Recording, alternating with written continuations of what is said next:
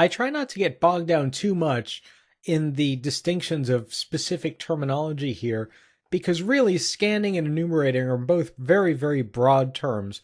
They're all talking about looking around the network, identifying what hosts are there, what switches are there, what services are out on the network, what are the IP address ranges, what are the MAC addresses looking like, what kind of traffic am I seeing. So looking actually at these, but not just generically sniffing or capturing all this data. It's more along the lines of finding who's active. There's active clients here. There's active servers here. I'm starting to build a list of these things, starting to find out exactly what they are, and then build more and more detailed information about what hosts are out there and what they're doing. All of this information feeds into answer the question, what do you hack? Because you can't simply hack everything at the same time. There's no wonderful giant red button that has the word hack written on it. And when you smash it down, all the systems that are compromisable become compromised and you have administrative control and you run the company. That doesn't happen. This kind of active assessment is critical, and it is a little bit slow and it's a little methodical. And I'm going to show you some techniques in a little while to hopefully speed it up or make it more efficient.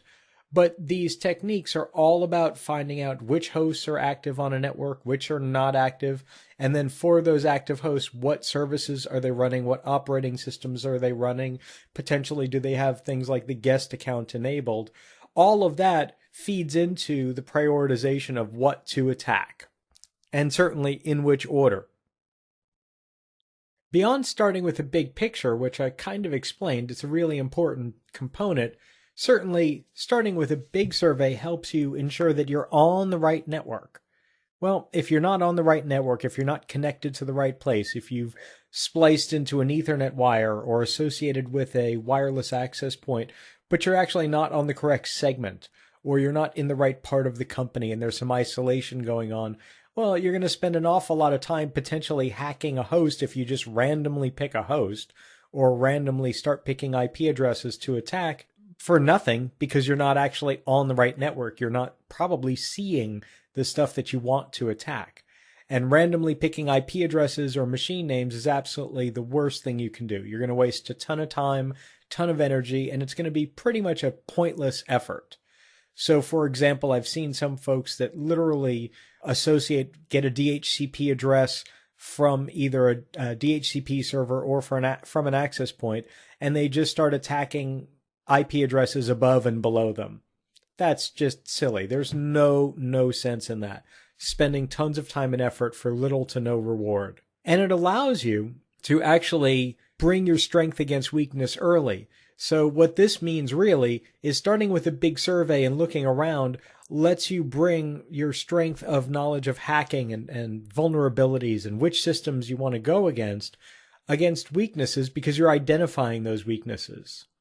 And sometimes you get lucky.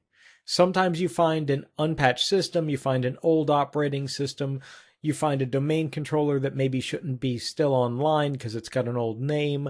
You find a user misconfiguration, a user that installed FTP services or web services with the default configuration. You find an unauthorized host where you're starting to map out the network and you find very consistent host names except for one or except for two.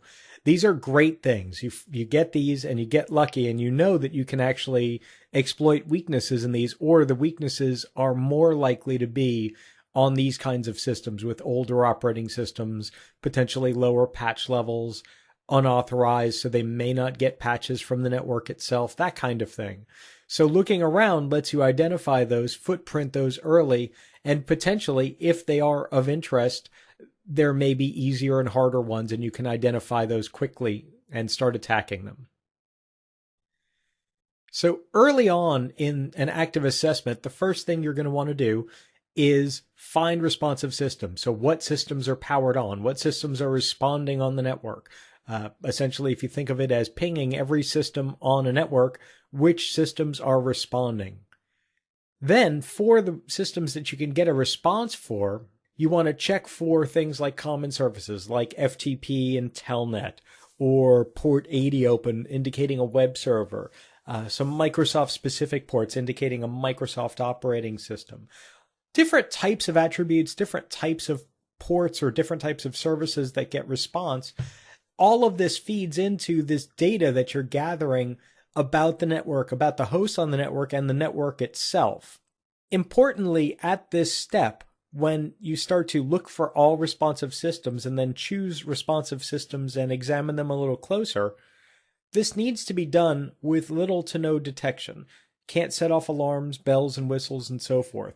Some older tools, for example, Nmap is a really, really common attack tool in this space.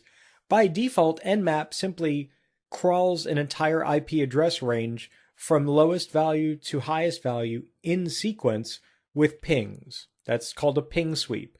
And ping sweeps set off every intrusion detection system, every firewall that they can find, if there are internal firewalls and intrusion detection systems. So if there are those devices in the internal network that this packet gets to, those will get set off. Luckily, there's two things that are helping prevent that from happening. First, you are getting trained and you know not to set off those alarms because you know the proper tools and techniques, and you will know a little bit more in a moment. And most companies don't wind up deploying internal firewalls and intrusion detection systems within the boundary. So once you're within this boundary, these ping sweeps, as long as they're done pretty carefully, they generally speaking won't set off all kinds of alarms or bells or whistles. You won't have administrators coming down on your head.